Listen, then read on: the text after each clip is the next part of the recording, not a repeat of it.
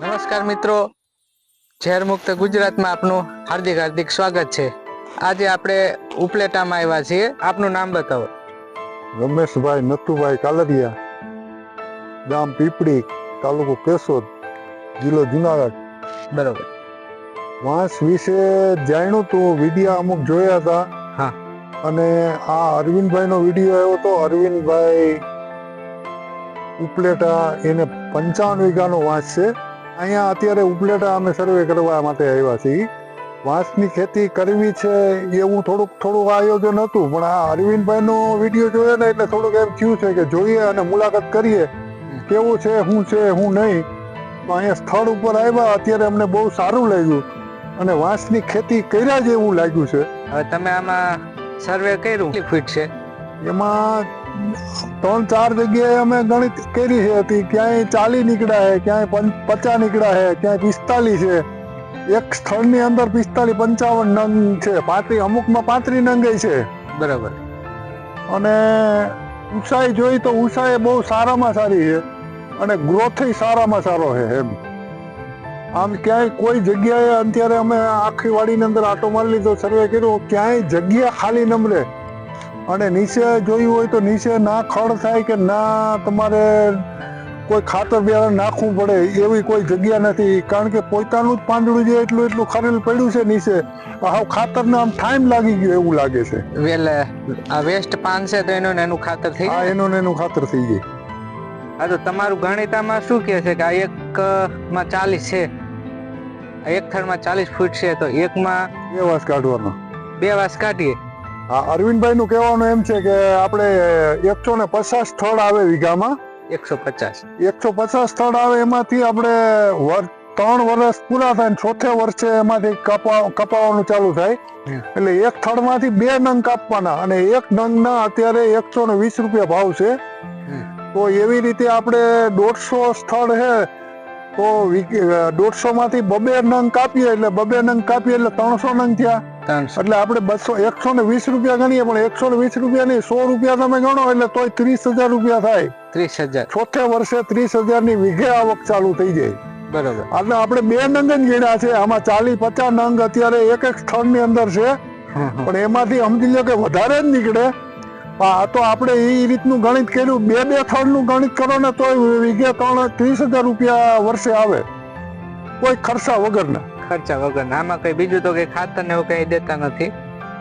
Drip પદ્ધતિ છે, ડ્રીપમાં બસ એ પાણી દિયો ટાઈમે 15 દી પાણી દેવાનું કહે છે, 15 દી પાણી દેવાનું। બરોબર। બાકી ઓછામાં ઓછા મારું ગણિત એમ છે કે 5 વર્ષે આમાંથી ઓછામાં ઓછા 8 થી 10 નંગ નીકળે, કારણ કે 5 વર્ષમાં 50 નંગ એટલે કાયમી વર્ષની 10 નંગની ફૂટ થઈ। હા, 10 નંગની ફૂટ થઈ તો સમજી લો કે દર વર્ષે 10 નંગ જ નીકળવા જોઈએ। તો 10 નંગ આપણે નથી ગણતા, પણ 5 નંગ તો તમે ગણો, 5 નંગ ગણો તો 500 રૂપિયા થયા એક સ્થળના। તો એવા આપણે 150 સ્થળ થયા, સમજી લો વીઘામાં 150 નંગ થાય। હા, એટલે ઓછામાં ઓછી 75,000 રૂપિયાની આવક થાય, વાર્ષિક 75,000 ની થાય મારા ગણિત મુજબ એમ। આ તો અરવિંદભાઈ એમ કે આપણે વધારે નંગ નથી કાઢવા, 2 નંગ જ કાઢવા હે, તો 2 નંગ કાઢો તો 30,000 રૂપિયા વર્ષે આવે ઘરે બેઠા। કોઈ જાતનો ખાતર બિયારણ દવાનો કોઈ ખર્ચો નહીં। ખેડૂત ભાઈને કરવા જેવું કે નહીં?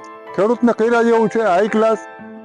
અને વાંસની ખેતીમાં સમજી લો કે કોઈ જાતનું આપણે ના મજૂર જોઈએ કે ના મેન્ટેનન્સ જોઈએ કે ના દવા ખાતર જોઈએ, અને એક જણો હોય એટલે 30 વીઘા કે 55 વીઘા એક જણો સંભાળે કે, કારણ કે પાણી જ દેવું છે અને વર્ષે જ્યાં કટિંગ કરવું હોય ત્યારે કટિંગ કરવાનું। એ વસ્તુ આવ્યા પછી 50 વર્ષ સુધી કાંઈ કરવું પડતું નથી। બરાબર। 50 વર્ષ સુધી આ એમને હાલ્યા કરે અને 50 વર્ષે એમાં જે રીતે આપણે શીંગું આવે એ રીતની આમાં શીંગું આવે, એ શીંગું આવ્યા પછી તમારે એ ફેલ થઈ ગયો ગણવાનો।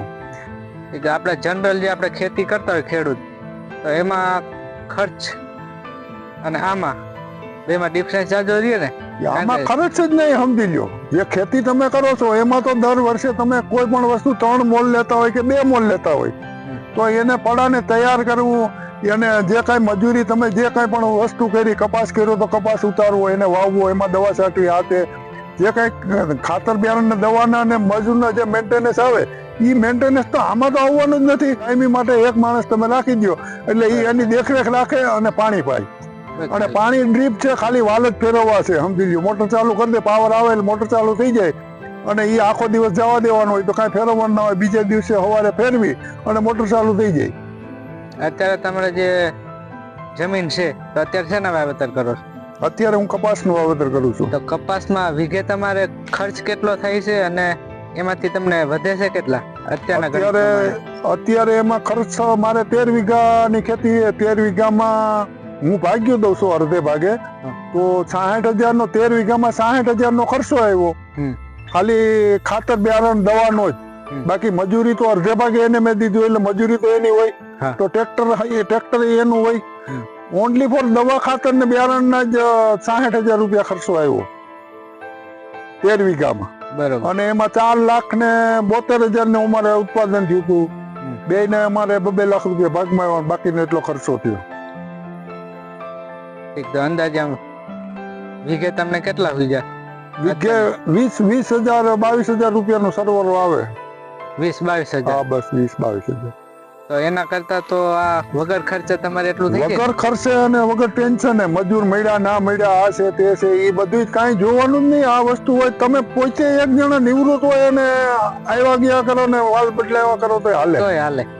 50 વર્ષ વાવવાનું ટેન્શન નહીં અને કાયમી માટે મજૂરની કોઈ તકલીફ જ નહીં. આ મજૂર અત્યારે તકલીફ વધારે મજૂરની જ છે, સમજી લો. ખેતીમાં આર્થિક અમારો અંદાજ એવો કે છે કે 50,000 રૂપિયા તો તમને દે ને દે જ.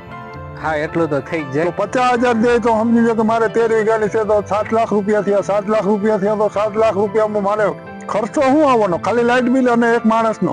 એક માણસને 1 લાખ રૂપિયા દઈએ એટલે એક જોડી પડી રહી વાળીએ, સમજી લો. એ છે. તો 14 લાખમાં રૂપિયા 12 લાખ તો ચોખા વધવાના જ છે ને. 2 લાખ ખર્ચો કાઢો તોય. જો મિત્રો, આ હતી આપણે રમેશભાઈનું ગણિત. અને વાંસમાં ખરેખર જે ઓછા ખર્ચે અને લોંગ ટાઈમ માટે જો તમારે ગણિત કરવું હોય ને તો આ કરવા જેવું છે.